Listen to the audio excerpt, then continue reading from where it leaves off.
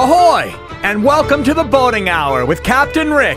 The Boating Hour brings you the latest and greatest essential information about everything that sails, floats, or motors upon the high seas of Southern California. From landlubbers to old salts, there'll be something for everyone. So climb aboard and get ready to sail with Captain Rick. Ahoy out there and welcome to the Boating Hour. I'm Captain Rick and I want to thank you for joining us here on AM 870. We're here every Saturday at 4 p.m. and please be sure to visit us on the web at theboatinghour.com. And now on social media everywhere. We're on Instagram and Facebook and YouTube and even Rumble. Well, thanks to our sponsor for our show today.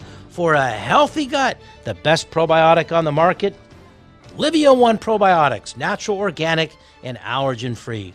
Well, guess what? It's the United States Coast Guard birthday. We're celebrating the birthday of the Coast Guard. It's one of America's 6 armed forces, and it traces its founding to actually August 4th, 1790. That's when the first Congress authorized construction of 10 vessels to enforce tariffs and trade laws, also to prevent smuggling and protect the collection of federal revenue. So they had a lot of responsibilities, and over the years, including humanitarian duties such as aiding mariners in distress. It's all over the world. We'll talk a little bit more about the Coast Guard. Of course, we featured the Coast Guard at the Armed Service Parade and at Fleet Week, and we're going to talk a little bit about Fleet Week. Fleet Week during Memorial Day weekend was down in San Pedro, and a couple of wonderful ships. The Coast Guard had its fast response cutter, the Terrell Horn, but it also had 3 Navy ships, the Ashland, the Princeton, and the Cincinnati. So we're going to talk in depth about those, and we also going to start featuring the Navy. I got a bunch of emails. I talk so much about boating. How come I don't talk about the Navy? Well, we are. We're going to talk all about the Navy. The Navy's a wonderful, wonderful force.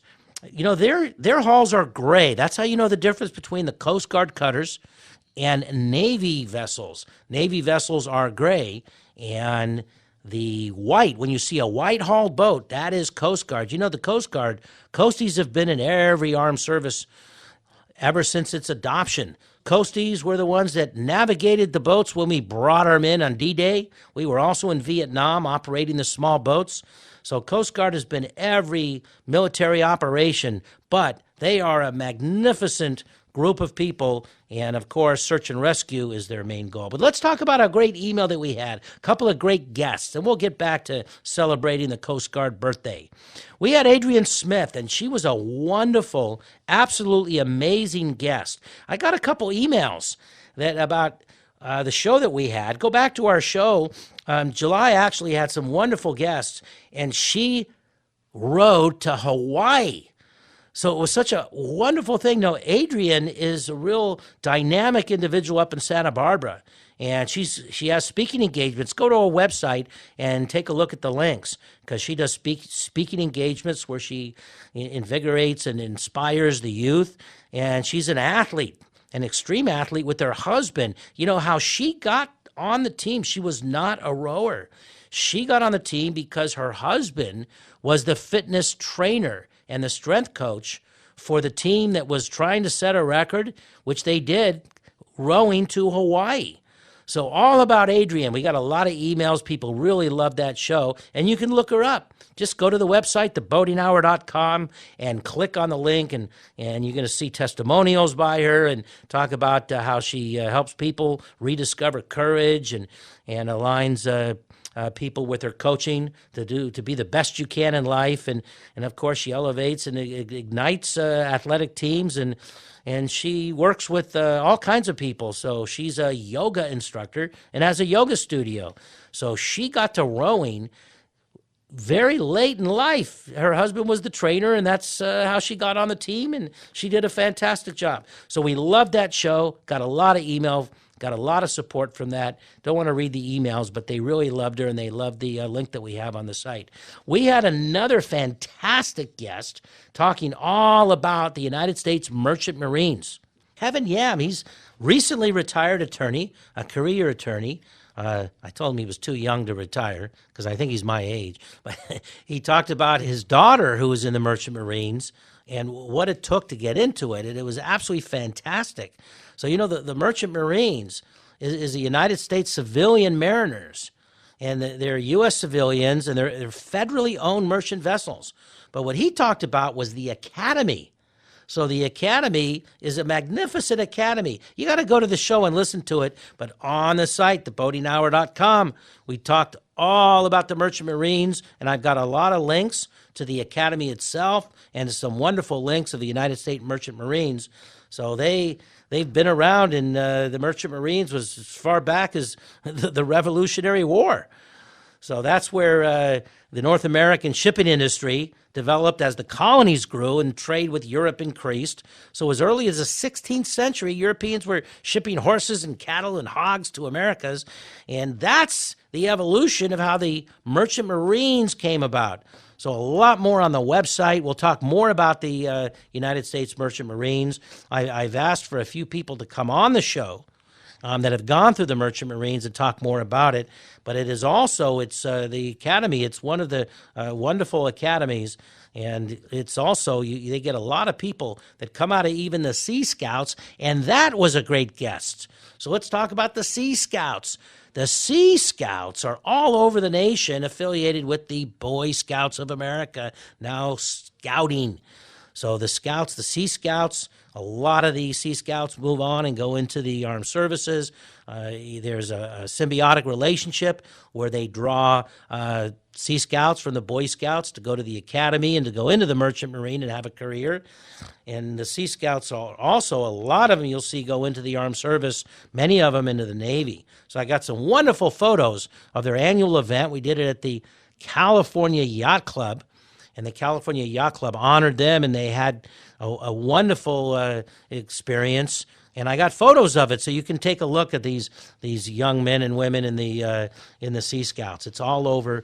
And if you are a teenager and you're interested in being active, you're interested in boating, and you want to learn about all kinds of boating and serving, check out the Sea Scouts. So we got some wonderful links. I want to talk a little bit about Lake Mead. We had a whole show on Lake Mead. Lake Mead was drying up. Remember, we had the Desert Sailor. She came in from Nevada, talked all about Lake Mead and how Lake Mead was drying up. Well, guess what? Lake Mead, by the end of the year, the end of this year, is expected to gain about 20 feet of water. And that is very important because it was drying up. They were finding bodies. They were finding all kinds of stuff. It's even reported that at one low point in Lake Mead, they found a town, an entire town that was buried underwater. And it was an entire civilization down there. They had some miners and they had a church, and that was buried underwater. So they found that. But the reason why it's so important is from the Colorado River into Lake Mead, we get our water from California. And they have a point that they call the dead level, when the water level goes to under about 1,000 feet. And at that point, you won't get water coming in from the Colorado River into Lake Mead and then down into California. So, if the lake goes down to what they call the dead pool level, it's actually about 950 feet above the sea level. No more water can go through the Hoover Dam and go downstream to California. So our crops and our fields that are located in California, they dry up. So it was awful. So now Lake Mead, which is, of course, located near Las Vegas, expected to rise by the end of the year to 1,100 feet by the end of the year, close to it.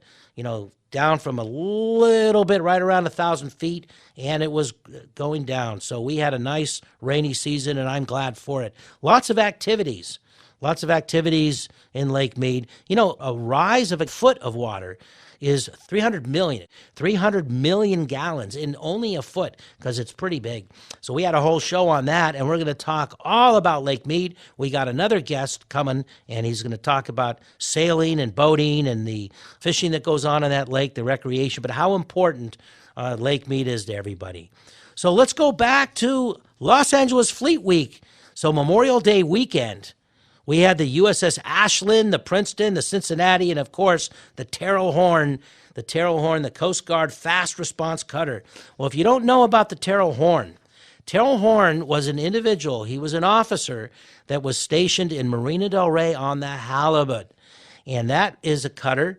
The same cutter of that class, we have one called the Blackfin up in Santa Barbara. And up until recently, both those skippers, the captains of those ships, were lieutenants, and they were female, and they were magnificent career ladies that did a great job. So we had two women. You know, our commandant, the highest-ranking officer right now in the Coast Guard is female. And we're going to have a whole show talking about the hierarchy of the Coast Guard and what they do. We touched on that in the entire month of May. But let's talk about the Terrell Horn. Terrell Horn, the cutter, it's a larger class. It's a fast response cutter. It's based out of San Pedro, what they call the L.A. Long Beach base. And that's where it's stationed. And they have a habit of naming Coast Guard active duty that lose their lives in service of our country. They name the ships after that. As a matter of fact, down at L.A. Long Beach, the galley, the wonderful galley that they have there, where they, by the way, the best food in all the armed services you'll find in the Coast Guard. So that's a little secret that I'm letting out. So if you're thinking of the military, Coast Guard has the best food. So they named the galley after Terrell Horn as well. But he was on that cutter, and Chief Petty Officer Terrell Horn, which, of course, the cutter, that's in the namesake, he served as an executive petty officer of the Coast Guard Color Halibut. Now, you can see the halibut if you're in Marina when you're taking your boat out. When you start to go into the main channel, you'll pass right by the halibut, and it's over where the sheriff's station, okay, and you also have some service boats there. So right when you go through and to launch your boat and go out to the sea, you'll pass by the halibut.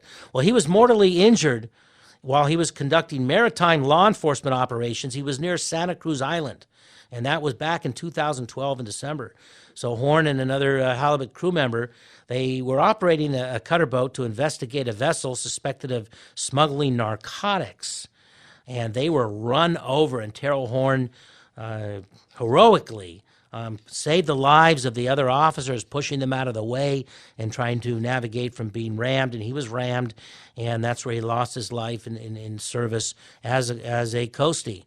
So they've honored him, and it's a wonderful cutter. The class of cutters in the Coast Guard with the white hulls to distinguish them from the Navy. They're now coming out with a whole new class of cutters that are a little more equipped, faster, and more efficient with modern technology. So we're going to see a whole new class of a little bit larger. You know, and all these cutters, most of us think of the Coast Guard as search and rescue and humanitarian missions, but also they catch human smugglers and drug smugglers, and they're all equipped now. They're almost like little Navy vessels with 50 caliber machine guns and a crew that's ready. They have a crew that's ready if they ever get attacked or if they're catching some, contraband or human smugglers. Well, the other three ships were Navy ships that were at Fleet Week, and one was the Ashland. And the Ashland is a United States Navy ship, and it's the second Navy ship to be named for Ashland, the home of Henry Clay in Lexington, Kentucky. So it was laid down on April 4th, 1988, and it was launched and christened on November of 89. So it's a wonderful thing when these ships, they're open to the public when they christen these ships or when they put them down. So it had a rocket attack in 2005, and it was sent to the coast of Somalia to conduct anti-terrorist operations as part of the Eisenhower Task Force. So it's got a legacy. All these ships have a legacy. You know, when you visit, if you're at Fleet Week or you're able to go on one of the retired ships, they have a museum and they keep track of what goes on from the day that ship is put into service. The other ship that was the Navy ship that you can go on was the Cincinnati, the USS Cincinnati. So that's an Independence class. It's a combat ship of the U.S. Navy. And she's the fifth ship to be named after Cincinnati, Ohio. So the Cincinnati, its home port is in San Diego. But, this is a pretty big ship, 2,000 plus metric tons. This ship is 418 feet. It's absolutely amazing, and you can land helicopters, of course, on it. But it's really kind of a minesweeper. So it's a very interesting ship. It's a combat ship, and it's designed also to have a small crew of only 40 sailors, and it can hold Seahawk helicopters on it. So that was a wonderful ship. It's kind of an aluminum ship. It's a real unique one. It's a multi-hull, and it can go into narrow waters. So that's that ship. Now the Princeton is an exciting ship. So the Princeton, whose home port is also in San Diego, it came up to Fleet Week in San Pedro, so people could get a nice tour on that ship. It was the flagship for the first U.S. Navy visit to the Soviet Union's Pacific port. So it's the first time we've sent someone over since World War II, and this is the ship that we sent. So returned to Long Beach and joined the Ranger battle group that prepared to deploy to the Persian Gulf. So this one is a little under 600 feet, 55 feet the beam. And you can see it. There's periodic, they let the public on when they have events. Of course, Fleet Week is a time to see any of the Navy ships. It's down there in San Diego. You know, California is home to almost the most registered recreational boaters in the country. Actually, we're fourth of all the 50 states. And watching our watchdog is the recreational boaters. The recreational boaters and Boat US. They watch everything that goes on. And we had recreational boaters come on the show, and we're going to do that in the future because there's a lot to watch what's going on right now. So California has a watercraft revolving fund, and it's currently operating. It's got a $20 million annual deficit. You know, the California boaters pay more than $100 million each year in fuel taxes to the state. Yet only 14%, or about $15 million, is allocated to what should entirely go into the boaters group. So this is something that the recreational boaters watch, and we have the watchdog, the Boat US also. So Governor Newsom is anticipating the release of an update of his $300 million budget, and the RBOC submitted recommendations on boating taxes and fees. This was a wonderful guest. We sure jumped real quickly from the battleships and the Navy ships to the recreational boaters. But I want to talk a little bit about this because we need to take the revenue that comes from the boaters and put it back into the boaters. And that's what these organizations do. I try to stay away from politics on this show, but advocating for the best interest of the boaters, I would like to give a little publicity, and I want to reach out to the recreational boaters of California and have them on the show many times as I can, and also Boat US, because right now they gave the governor a comprehensive report on the economic impact of recreational boaters in California, and they provided the data and developments and the trends so they can make informed policy decisions and give us more of that budget that comes from the boaters.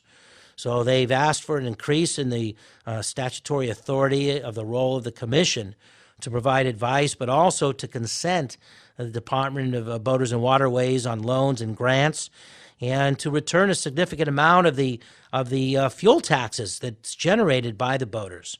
So we'll be keeping an eye on that, and we're going to hope that they're successful because there's so much money that's raised. Well, we've had a lot of calls for continued fish reports, so I'm going to reach out to our fishermen. And, of course, we'll try to get a fish report coming up real soon with Captain Dave, and I'll reach out to him because a couple emails this week. How's the summer doing in fishing? Well, it's been magnificent, the fishing in Southern California. So coming up will be a fish report. Okay, let's talk a little bit about the Coast Guard Auxiliary. One of the things that the Coast Guard Auxiliary does, and they are a civilian volunteer branch that assists the Coast Guard, but its main important duty is to inform boaters on safe boating habits. We go out there as well, and we take care of the navigational devices, but also there's classes. You can get your boater's card through classes that the auxiliary does. And one of the most important things is to learn safety, to be prepared when you're at sea. Most accidents that happen at sea, we have found out, could have been prevented with a little bit of knowledge, a little bit of experience, and a little bit of safe planning. So we're going to talk a lot more about that in the near future and let you know about the classes that the Coast Guard Auxiliary will have for recreational boaters. Lots of emails I'm going to discuss next week with some photos that were submitted because I didn't give much attention to the 4th of July. At every marina had wonderful celebrations, the fireworks and the recreation and some of the exciting stuff that happened in and around all our harbors. I've gotten a lot of emails, so what I'm going to do is give a little report on that in the upcoming weeks. I'll do maybe one or two every show because up in Santa Barbara there was a celebration. Redondo Beach had wonderful celebration. Of course, Marina del Rey, the Port of L.A. These are all been going on for decades. Some of them in the Port of L.A., 73 years, the annual fireworks spectacular. Long Beach had a 4th of July fireworks, and that was at the Queensway Bay. You know, the Queen Mary's still there. We should do a show on the Queen Mary. We've done some wonderful shows on the Queen Mary. Now, if you had a chance to go to Catalina, okay, that is a July celebration if you have a chance that you should go to. Catalina really loves its July 4th celebration. All the businesses are open up, and it's a real fun place to be. But we're not going to neglect Huntington Beach and Newport Beach. We got a wonderful email with some photos from Laguna Beach. And, you know, a place that I've never been to, Legoland in California, had a wonderful 4th of July. So I got a nice email from a boater, and they went to Legoland with their kids. So we'll have a little report on that. And 4th of July next year, Captain Rick will be at some of these 4th of July parades. I'll try to hit one and do a full report, maybe even a live show. Maybe down at SeaWorld. SeaWorld would be a wonderful place to be. Remember, if you're out there and you're boating, you got to stay sober because it's a little more important for you to be sober than it is to be knowledgeable and experienced. If you're not sober, things happen. It's no different than a car. So like I said, most of the accidents that do happen, they're mistakes, and it's lack of education or knowledge, or someone didn't realize that they had guests. You know, the Coast Guard Auxiliary does something called Suddenly in Command. A lot of boaters go out with their families, their significant others, their wives, and they're the only one experienced. Well, if something gets happened to the skipper, I think your crew should know as well. So upcoming classes on Suddenly in Command. We'll talk all about the recent one that happened at the Los Angeles Yacht Club down in San Pedro. I'll have a full report next week on that class that was by a Coast Guard auxiliarist. We'll talk about that next week and about the future classes that they have. So we'll have lots of stuff coming up. We had some amazing guests. We're going to have some of these guests back. I mentioned in the last couple guests that we barely scratched the surface, and we're going to have these guests back for a second go-around, and I'll read some more emails next week, and this has been wonderful. So I'm really enjoying being in the middle of summer. I hope you are as well. Well, that's all the time that we have for you today, and I hope you enjoyed our show. As always, we're so very fortunate to have such wonderful and exciting guests. If you'd like your email read, let me know, and I'll read your email on the show. Just let me know when you send the email, and if you'd like to be a guest on the show, let me know that as well. Tell us your boating stories. And everything that floats, motors, and sails, we cover on this show, but let's not forget the coasties, protecting our waters, America's lifesavers and guardians of the sea. And you can go to cgaux.org to find out about boater safety information, classes, and volunteer opportunities, and the glorious history of the Coast Guard Auxiliary, which originated as the Coast Guard as the Hooligan Navy. So that's the founding in 1939, June 23rd, 1939. They were the Hooligan Navy. Well, here at the Boating Hour, we cover everything that sails, motors, and floats from San Diego to Santa Barbara. And thanks for being with us today. Please be sure to join us next week and every Saturday at 4 p.m. on AM 870. Thanks to our sponsor for the show today for a healthy gut, Livia One Probiotics.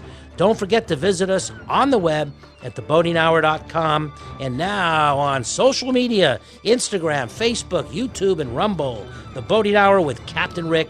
Keep your emails coming. This is Captain Rick saying ahoy and fair winds to all, and thanks to all of those that serve in the Coast Guard and the Navy and the volunteer organizations, the Merchant Marines, and of course the Coast Guard Auxiliary.